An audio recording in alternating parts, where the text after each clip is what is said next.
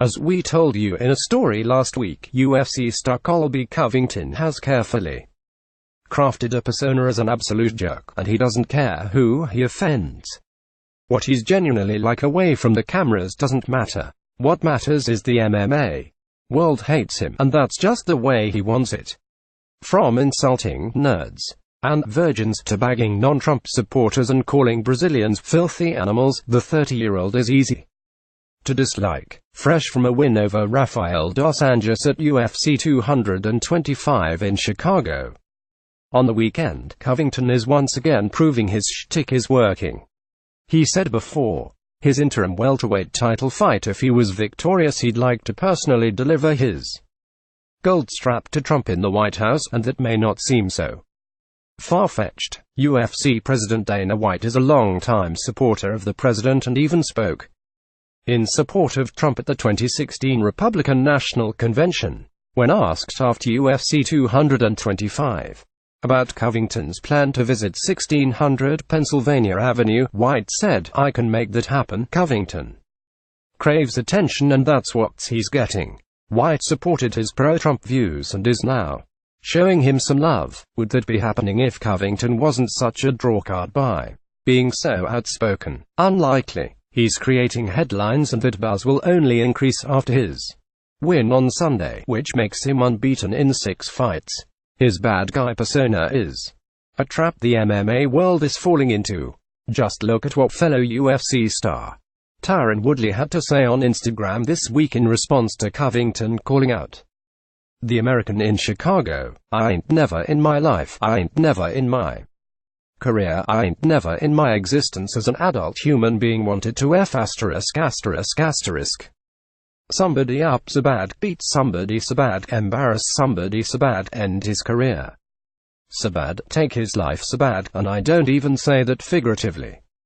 Woodley said, literally, "I'm gonna try to hurt him so ing bad they're never gonna want to let me fight in the UFC again." That's a fact. Welterweight champion Woodley has been out injured since mid-last year, which allowed Covington to claim the interim title on Sunday. As Woodley pointed out, there's a very good reason the man he wants to destroy is on everyone's mind. Number one, he's a poser. Woodley said, per MMA Junkie, "And our sport has been so dead that everybody wants to believe it.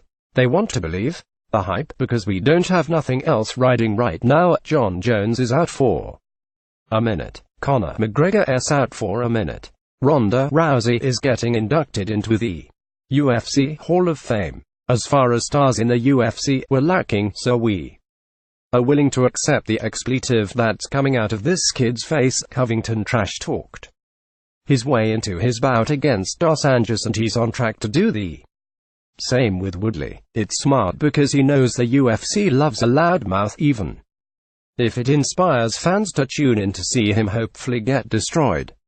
MMA journalist Ben Falk said the lack of star power in the UFC has provided the vacuum needed for Covington to suck us all in. Even if his act isn't perfect, we're hungry for a little sparkle and shine, maybe even a little controversy.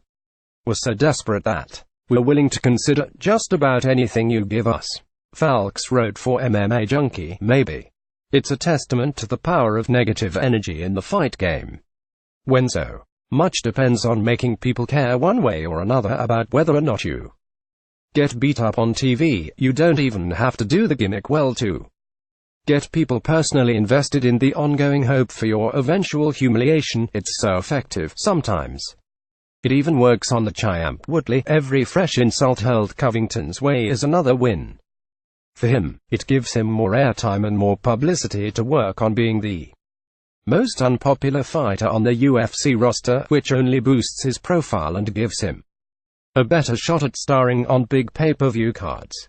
Replying to Woodley's taunts, Covington said, "All I've got to say about Tyron Woodley is I will break his soul and take his soul again like I did at American Top Team. I'm already in his head." Covington is in plenty of other people's heads too, and they've only got themselves to blame.